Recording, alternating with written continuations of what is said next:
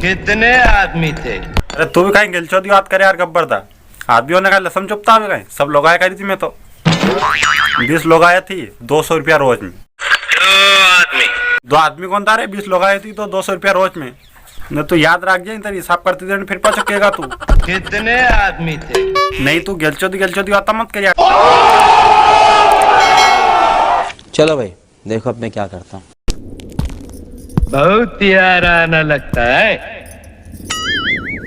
ये सांबा उठा रे बंदूक और लगा निशाना धर्मिंदा पे। मैं काटो माठो इन्हें बैठ जाए हवा चल रही है इधर हवा का जोखा नीचे मत आइया जे तू। अभी मजा आएगा ना भिड़ो। अब देखो छमिया, अगर अपने यार की जिंदगी चाहिए तो जरा कुछ नाच गाना दिखा दो हमको भी। बसंती इन कुत्तों के सामने मत नाचना। ये धर्मेंद्र तू बीच में अंगड़ा नहीं करेगा रे। मारा हमें तार बसंती ने गब्बर दा गंती लसन चौपाटा कने 2000 रुपया लई है न संबू किस्त भरिया ने न नी तो थारी बसंती ने गब्बर दा के लसन चौपा ने आई न नी आने गब्बर दा पाया दीदा। गब्बर दा तो नचाड़ेगा।